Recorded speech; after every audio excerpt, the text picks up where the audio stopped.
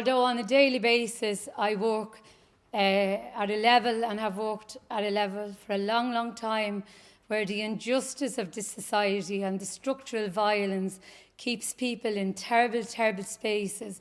And at the present moment, there is a violence going on by our government, by the choices that they're making, by keeping the rich rich and further marginalising the poor. When I came as a community activist to St. Michael's Estate over 25 years ago, I became as a defender and a changer in terms of social change. And I knew about unemployment, and I knew about how to organise groups and things like that. And I was working with local education where women were coming in from behind closed doors, off the estates and around the area. And I'm certainly not talking as one community about violence. It happens all over, and it happens at the top and it happens at the bottom. But anyway, I didn't have any idea around violence against women. And people would be disclosing in the groups about what happened to them the night before. And one morning I came onto the estate and I was asked to go across to a flat. And I went across to that flat and there was a woman and she was on a couch and she had been beaten by a dog's chain. It was a lead the night before. And she was in a terrible, terrible state. And I didn't have any experience and I didn't have any skills. And I'm not saying that power and control didn't happen in my home because my dad wanted his dinner on the table at a particular time. So there was those kind of things. But I didn't know violence like I saw it that day. So all we could do is get her to a hospital, take photographs and get on to Women's Aid. And they said try to get her to get a pardon order, which we worked with her for. And then on the night before the case that we were to go where to get the pardon order, she pulled out and we who were working around her got really upset because she was letting us down and we were at putting in the work, right? But what we didn't understand at that stage was the fear and what we were asking her to do. So as a community, we began to learn that maybe it's not all that easy when they say, why doesn't she leave? Because it isn't that easy. Another morning we were up in the flats, it's a small centre in the flats, and a woman asked me to go into the bathroom or the toilet.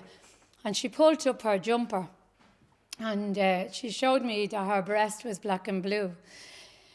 But when she turned around and she showed me her back, what he had done to her the night before was got a cigarette and burned, and it's by no exaggeration, about 50 burns on her back, which was torture, and that was torture in the home. But she didn't want us at all at that moment to do anything because he was such a dangerous, very violent man that all she wanted to do was tell us what was happening to her and for somebody to know and to listen and give her the compassion and be there for her and walk with her. Now, about 4 years later, having done work with her, she got out of that situation. And I can tell loads of those stories, but just this particular story.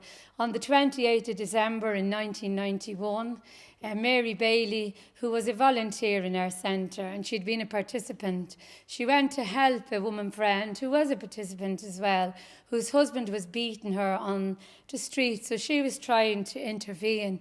And what happened in that case was that he knocked her to the ground and he cracked her skull. And Mary, 37 years old woman, died there and then on that pavement on that night. And we as a community had to be called in because she was our volunteer. The woman was our participant. We had to go to the house where he was, and he had attempted to put his head in the oven because he was frightened about what was happening. On another basis, we were organising the funeral. Her mother was dead and her brothers, they were all really upset.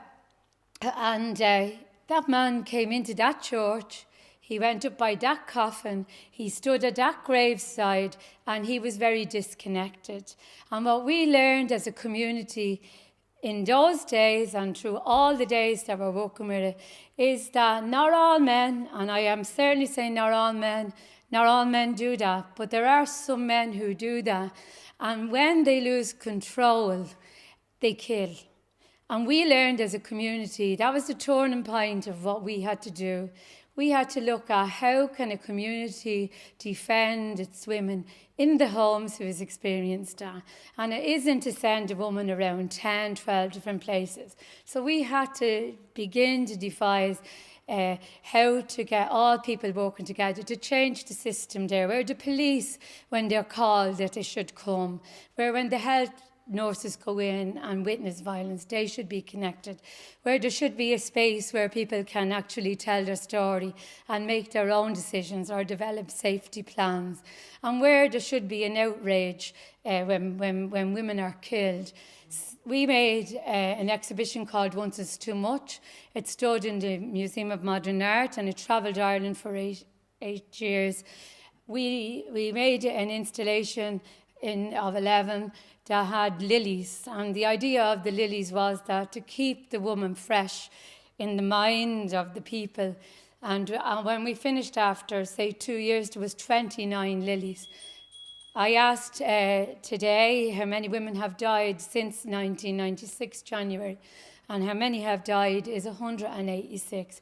So while I totally agree with the abortion way, and I'm there with it, I also think we have to be very, very outraged about that women are being killed and and that the outrage isn't as high because there's a tolerance in the society about it, and there's a tolerance in the world, and women are trafficked, they're raped, they're beaten, and I just am calling on the state to up their game, and I'm calling on you to up your game, and also I'm calling on you to have some say around all the cuts that's happening in communities and that's happening to people, and that are going to close centres and that are going to close refuges and that are closing spaces like our own. Like we are struggling. The Michael's Estate Family Resource Centre is struggling at the moment, and it is injustice. And if I was a judge up here, I'm saying it's injustice, real injustice that's happening in this society. Yeah.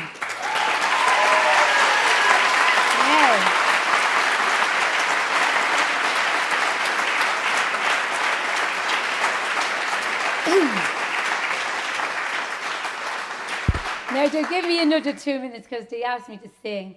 Am I still to sing?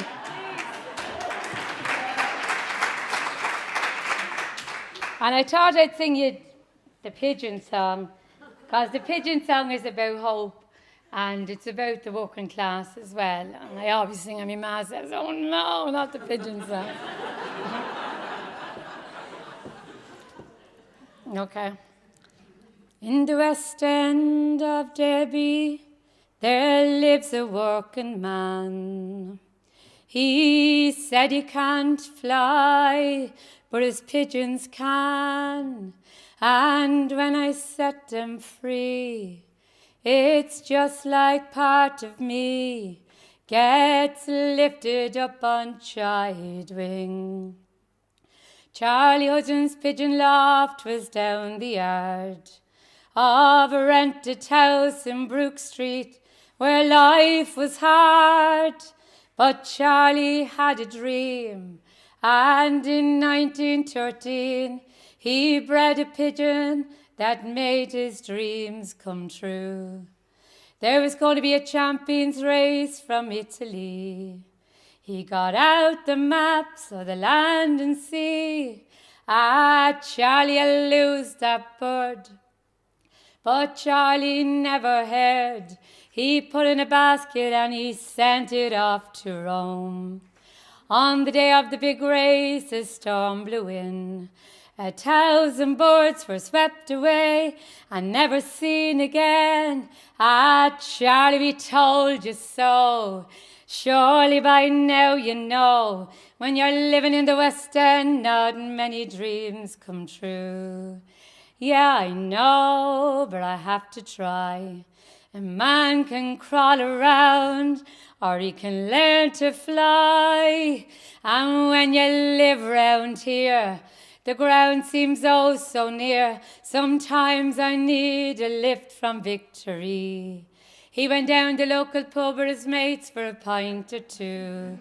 When all of a sudden, out of the blue, Charlie, it's the King of Rome, come home to his West End home. Come on out here, he's perched upon the roof.